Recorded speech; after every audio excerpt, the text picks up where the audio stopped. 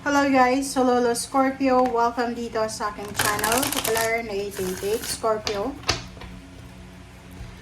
Alamin natin Scorpio kung anong messages, vibration, gabay energy para sa inyong lahat. This is general reading. Please connect your intuition sa lahat ng barahan Scorpio na lumalabas dito sa ating readings. Okay. Scorpio, same with the Pisces, is number 8. People, so you are lucky.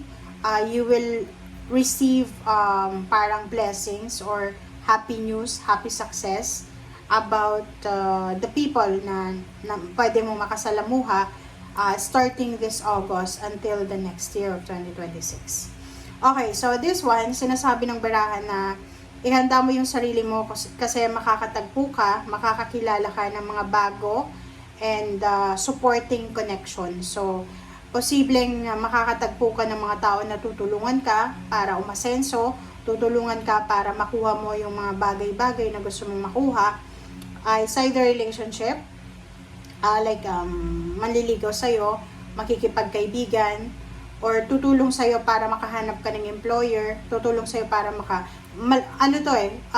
maganda yung connection niya. Like, pwede siyang politiko, abogado, militar, or marami siyang kilala na tao na pwedeng makatulong sa'yo.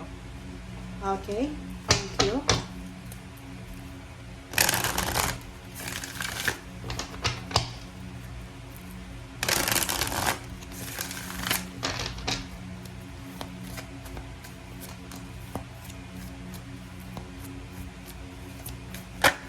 Okay. Balance.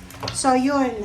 Manifestation. You're lucky. You're lucky because the unexpected na pwedeng mangyari sa buhay mo is magkaroon ng balanse, yung mga bagay-bagay na walang balanse. Okay? Like for example, sa relationship, kung may asawa ka, live-in partner, boyfriend, girlfriend, yung parang wala nang balanse, yung parang pag nag-aaway kayo, parang wala nang respect sa bawat isa, or yung parang, yun, walang balance talaga. Isa lang yung tumatrabaho sa relationship, yung parang yung isa, silosa, pero wala naman sa direksyon, wala namang rason. And dito sa barahang to, sinasabi na, don't worry because the universe will grant all your wishes regarding the people na gusto mong makasalamuha, gusto mong mahanap. Like for example, nagmamanifest ka ng manager, sana yung manager na papasukan ko ay mabuti siya, mabait siya, and hindi siya masungit, hindi siya ganito-ganyan. So, i-manifest or yung mga minamanifest mo na yan ay posibleng ibigay sa'yo talaga. Okay. Eight of Pentacles. Wow, this is job.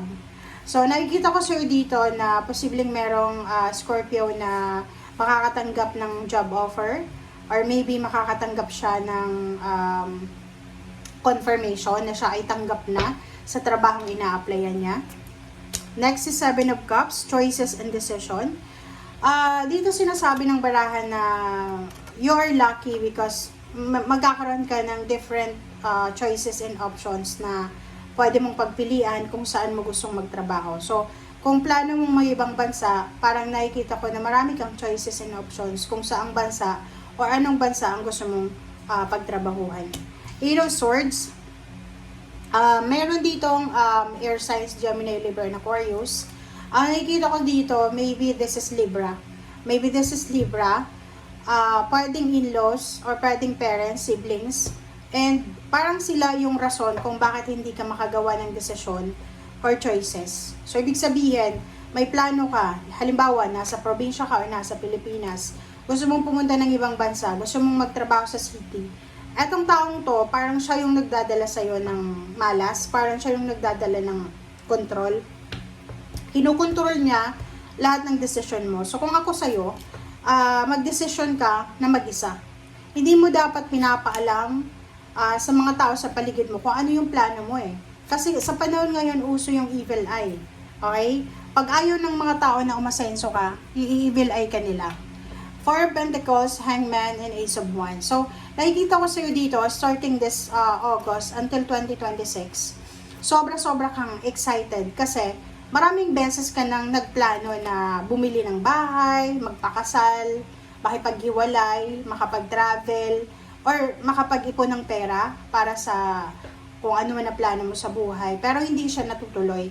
But starting this August, sobra-sobra yung power and energy ng new beginning sa'yo. And temperance, sinasabi ng baraha sa'yo dito na huwag kang masyadong mag-panic. Okay? Huwag kang masyadong mag-panic. Just be patient.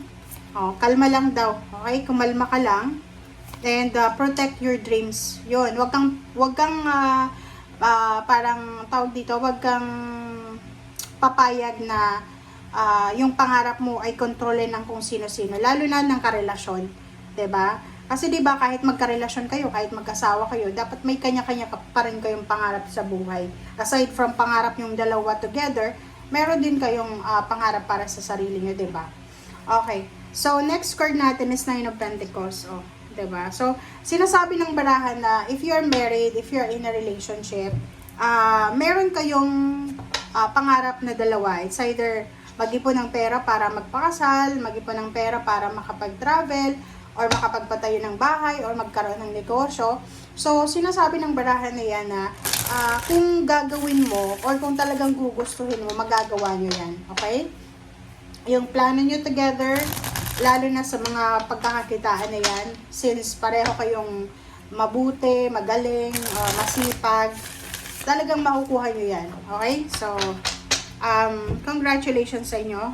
If you're married, kung wala ka namang asawa, single ka, maybe yung partner mo dito is yung nanay mo. Like may plano kayo ng nanay mo na magnegosyo, ganyan ganito. So, pwedeng matuloy siya. Okay? Or pwedeng meron ka ng way kung paano siya matuloy or magpatayo ng bahay kayong dalawa. So, marami na kayong parang source of encouragement ba? Okay, reverse na the Empress. So, yon, simulan mo na eh. Kasi parang ang sinasabi ng baraha sa'yo dito, Scorpio, na binibigay na sa'yo ng universe yung go signal eh. 'Di ba? Ilang beses ka na kaya nga may hangman dito kasi maybe ilang beses ka nang ino-offera ng universe na gumawa ng aksyon pero pinipigil mo yung sarili mo. So, oras na. Okay, wag ka nang, parang you're against the flow eh. So, wag ka nang kumontra sa flow ng swerte sa buhay mo.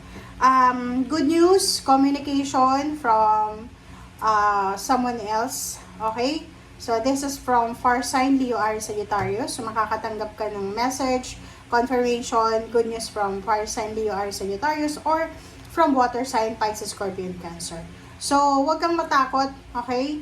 Like, wag kang matakot na yung iba ng mga first-timer dyan sa ibang bansa or first-timer kayo sa ibang lugar, wag kayong matakot.